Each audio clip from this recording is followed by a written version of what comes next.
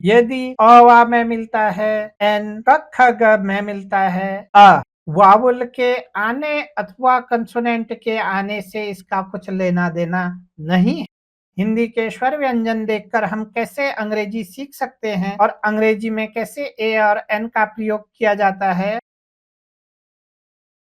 साथियों नमस्कार, आगे देखते हैं। यदि हमने इसे पढ़ दिया हॉनेस्ट, ह ए का प्रयोग कर देंगे, जबकि यहाँ पर साइलेंट है, यह यहाँ पर कंफ्यूजन है। जैसे कि हमने आरंभ में ही देखा था, कंसोनेंट में कोई कंफ्यूजन नहीं है जब तक कि बिगिनिंग वाला जो लेटर है वो साइलेंट नहीं है। यदि वो सीधे शुरू हो रहा है, कंफ्यूजन नहीं है, पूरा नाम है और एब्रीवेटेड नहीं है। ऊपर के जैसे एफबीआई और यूपीआई ये एब्रीवेटेड, ये पूरे वर्ड नहीं है। यदि हमें पढ़ना आता है ही इज ऑनेस्ट, और जो ध्वनि है जैसे ऑरेंज, ऑनेस्ट, और हमारा वावल में है, इसलिए यहाँ पर हम प्रयोग करेंगे एन।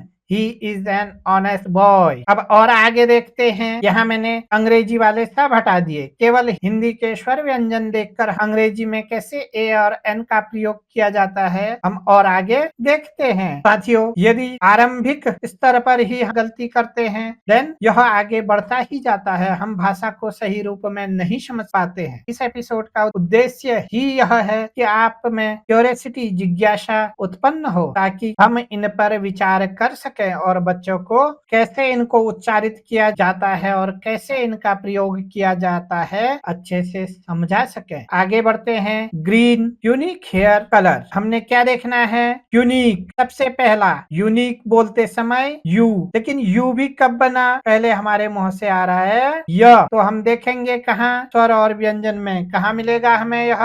हमें मिला व्यंजन में। यू आने के पश्चात भी यहाँ पर किसका प्रयोग होगा? Green is a unique hair colour. The call was about, किसी ने कॉल की होगी, वॉज अबाउट अर्जेंट मैटर। जब हम अर बोल रहे हैं, हमारे मुंह से क्या ध्वनि आ रही है? अ र, अर्जेंट। केवल पहला देखना है हमने, सर्वप्रथम जो ध्वनि आ रही है हमें कहाँ मिलता है? कंसोनेंट में अथवा वावल में। देखिए हमें मिला स्वर में, वावल में, तो क्या आएगा? The call was about an urgent matter. Next देखते हैं। He is European. अब कोई होगा, जैसे मैं बोलता हूँ I am an Indian citizen, वैसे ही यदि सही से पढ़ना सीख सके फिर हम इनके प्रयोग सीखते हैं। यूरोपियन, जब हम यूरोपियन बोल रहे हैं सबसे पहले हम क्या बोल रहे हैं?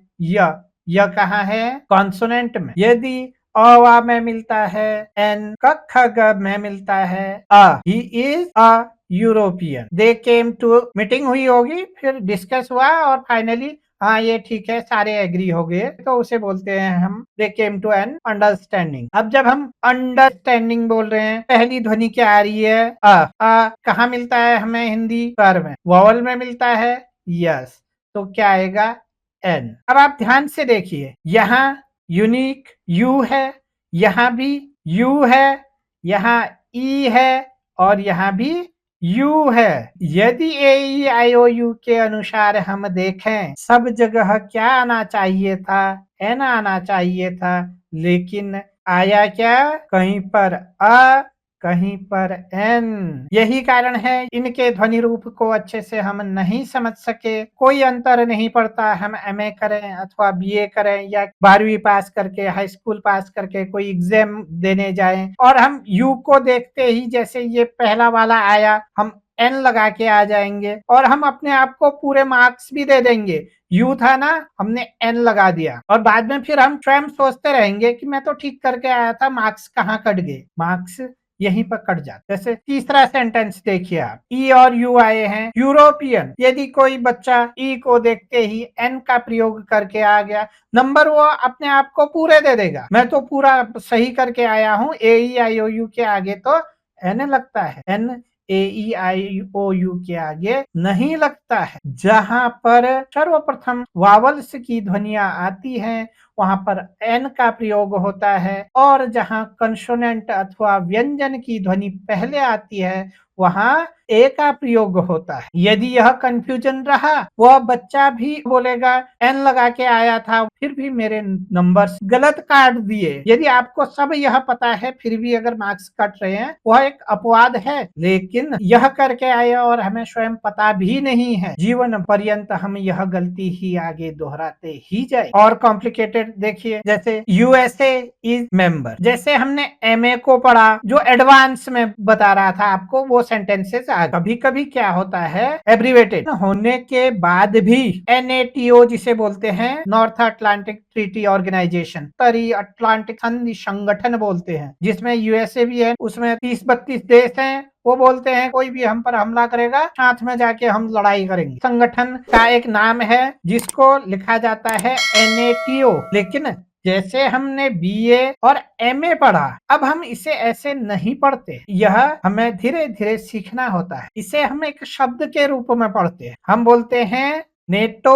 अब देखिए इसका प्रभाव कहाँ जाता है, यह समझने की कोशिश कर। यदि मैं बोलूं एनएटीओ, एन बोलते ही यह हमें एन स्वर में है, लेकिन जब मैं नेटो बोलता हूँ, नेटो बोलते समय सबसे पहले जो ध्वनि आती है वह न नेटो। न हमें कहा मिलता है, व्यंजन में। यदि इसको एनएटीओ बोलकर हमने एन लगा दिया, यह क्या हो जाएगा, गलत। इसे हम नेटो बोलते हैं, ए लगाने पर यह क्या हो जाएगा, सही। इसे एनएटीओ हम नहीं बोलते, बल्कि एक शब्द के रूप में हम इसे नेटो बोल देते हैं। नेटो जब हम इसे बोलते हैं, एक कॉन्सोनेंट व्यंजन ध्वनि पहले आती है, जो USA is a NATO member. इसी प्रकार दूसरा एक और उदाहरण देखते हैं। सी इज कोई लेडीज होगी, ये FICCI, she is FICCI member, India का ही है, Federation of Indian Chamber of Commerce and Industry जिसे बोलते हैं, भारतीय वाणिज्य एवं उद्योग महासंघ, हम इसे बोल देते हैं फिक्की। जैसे हम नेटो को एनएटीओ नहीं बोलते, उसी प्रकार हम इसे FICCI भी नहीं बोलते। यदि हमने एफ पढ़ा, ए कहाँ मिलता है हमें, कर में, हम लगा देंगे एन। फिक्की बोलते समय हमारे मुंह से सर्वप्रथम क्या ध्वनि आती है, फ।